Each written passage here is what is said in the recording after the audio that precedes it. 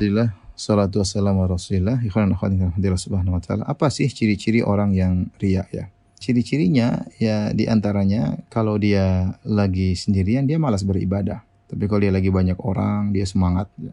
Ini kita tidak menuduh orang tapi kita bicara tentang diri kita sendiri. Jangan-jangan kita terjangkiti riya. Buktinya kalau lagi banyak orang semangat. Tapi kalau lagi sendiri malas berzikir kepada Allah. Malas baca Quran. Kalau depan banyak orang baru kita baca Quran. Baru kita rajin berzikir. Baru kita Masya Allah, ini tanda-tanda riya ya. Kenapa? Berarti ibadah kita dipengaruhi dengan penilaian orang ya. Kemudian di antara ciri orang riya yang kedua adalah semangat kalau dipuji. Kalau dipuji orang, disanjung, semangat. Kalau dicela, tidak semangat, berhenti, berkurang, mundur sedikit demi sedikit. Ini menunjukkan kita beramal bukan karena Allah Subhanahu wa taala, tapi kita beramal karena pujian ya.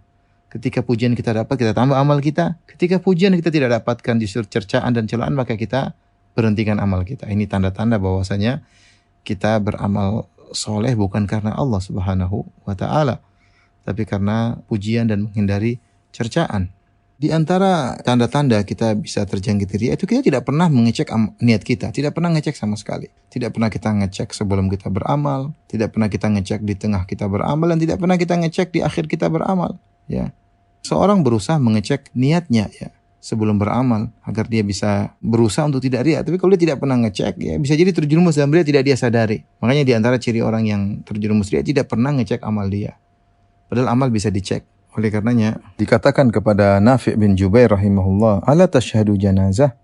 Apa kau tidak menghadiri janazah, tidak melihat janazah, tidak ikut menguburkan janazah? Maka kata Nafi' bin Jubair rahimahullah, "Kama anta hatta anwi." Tetap di tempatmu sampai aku niatkan dulu. Jadi dia tidak langsung jalan, dia niatkan sebentar dulu. Setelah dia berpikir sebentar, merenungkan sebentar, kemudian dia mengatakan, ayo kita jalan. Ini menunjukkan bahwasanya seorang yang ikhlas, dia perhatikan niatnya. Ya, seorang perlu mengecek niatnya. Kita ini nggak tahu niat kita berubah-ubah.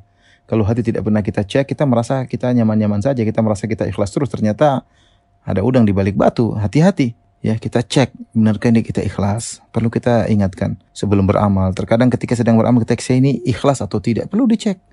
Ya, karena terkadang kita lepas ngomong tanpa sadari ternyata kita terjerumus dalam riya. Jadi kalau orang tidak pernah ngecek niat ini, jangan-jangan dia terjerumus dalam riya. Lihatlah perkataan Sulaiman bin Daud al-Hashimi. Beliau berkata, "Rubbama uhaddithu bihadithin waliya fihi niyyah, fa idza ataitu ala ba'dhihi taghayyarat niyyati, fa idza al-hadithul wahid yahtaju ila niyyat." Terkadang aku ingin menyampaikan sebuah hadis, yaitu hadis dari Nabi SAW. Dan aku memiliki niat yang benar untuk menyampaikan hadis tersebut. Dia menyampaikan hadis Nabi kan dakwah berarti. Dan dia merasa niatnya sudah benar. Dia sudah cek. Dia mengatakan, bisa jadi aku menyampaikan satu hadis dan aku memiliki niat yang benar. Fa'idha ataitu ala ba'dhihi. Tatkala aku menyampaikan sebagian hadis tersebut, taghayyarat niyati. Tiba-tiba niatku berubah. Masya Allah, dia sadar niatnya sedang berubah. Fa'idhal hadithul wahid. Ternyata satu hadis aja, yahtaju ila niyat. Satu hadis ini terkadang butuh dengan beberapa niat.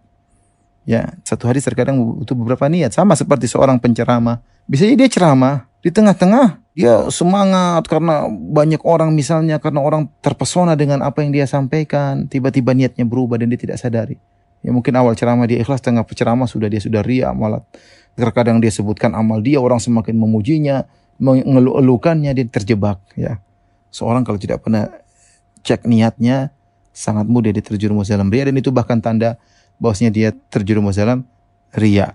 Maka seorang waspada kalau dia ada tanda-tanda dia riya, maka segera dia perbaiki dirinya agar tidak terus terjebak dalam penyakit riya yang berbahaya yang menggugurkan amal solehnya. Wallahu ta'ala alam bisawab.